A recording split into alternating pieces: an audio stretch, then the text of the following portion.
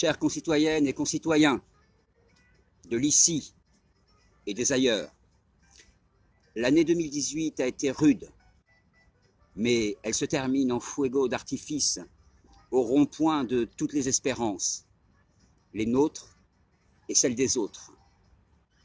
Quasiment cette année 2018 est cuite. Vient 2019, qui sera, nous en avons tous le vouloir et le pouvoir, neuf comme c'est pas possible. Enfin si, c'est possible. Théonore Monod. L'utopie ne signifie pas l'irréalisable, mais l'irréalisé. L'utopie d'hier peut devenir la réalité d'aujourd'hui. Là où j'allume un feu est ma demeure, dit un proverbe kazakh. Il n'est pas innocent, mais pas davantage coupable, que ce discours des choses soit prononcé à proximité d'un brasero, de surcroît tzigane, donc hospitalier, celui du cirque romanesque. Et je tiens ici à remercier Delia et Alexandre, aubergistes d'un soir du cours des choses. Cela ne pouvait mieux tomber à prendre au pied de la lettre ces mots d'Alexandre Romanès. Ici présent. Alexandre Romanès, qui écrivait dans un peuple de promeneurs, on devrait avoir deux vies, une pour apprendre, l'autre pour vivre. Apprendre et surtout vivre, voilà deux termes sans fin prévisibles, étrangers au vocabulaire de la caste des puissants et des fameux qui nous affament et qui nous envoient promener le peuple.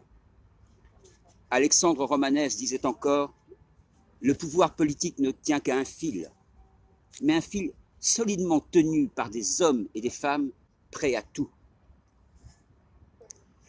Ce campement est installé à Paris, à proximité de la porte de la Défense.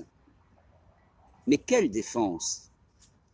Non pas cette défense aujourd'hui bunkérisée dans son palais, qui n'opère plus que par outrancier maintien de l'ordre pour sauver le mobilier d'un pouvoir plus pour très longtemps.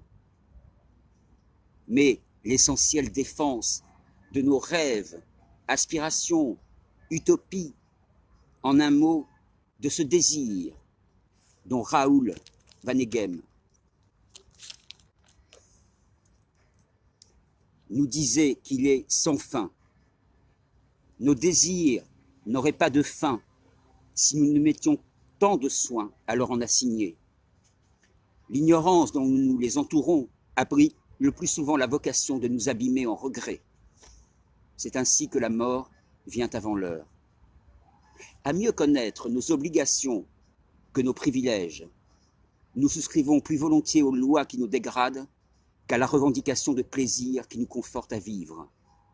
Piètre civilisation qui voit dans la mort ce qui épuise la vie et non ce que la vie épuise.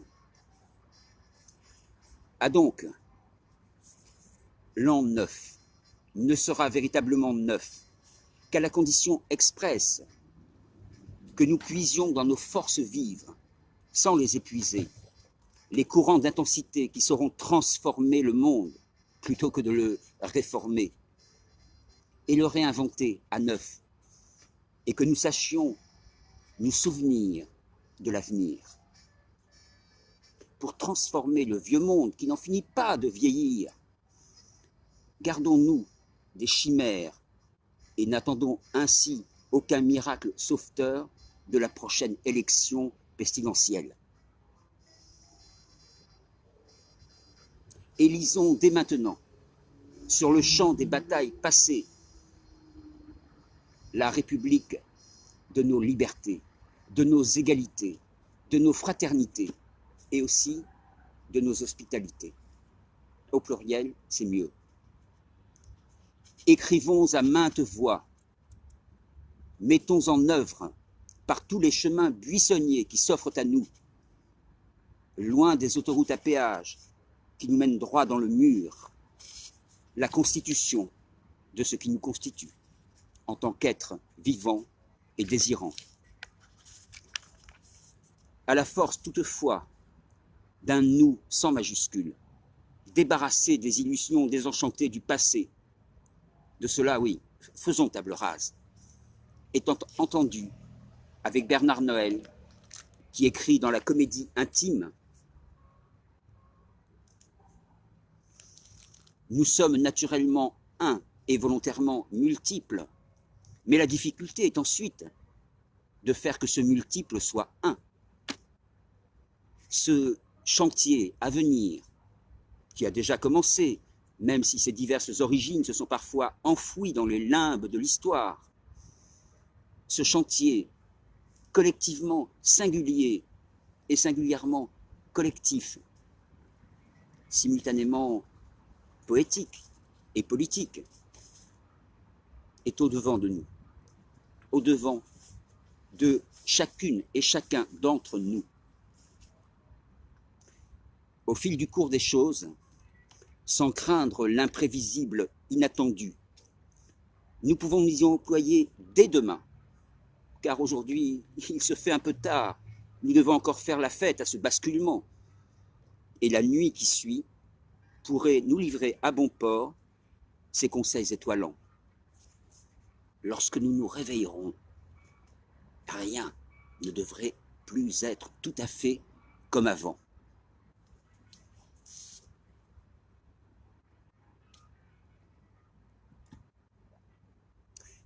En chemin, et pas en marche.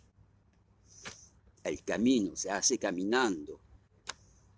Nous devrions aller presque au bout de ce qui nous porte, fondamentalement joyeux plutôt que sempiternellement attristés, imprégnés de cette joie artérielle et neuronale que scandait Pasolini. Ab joy.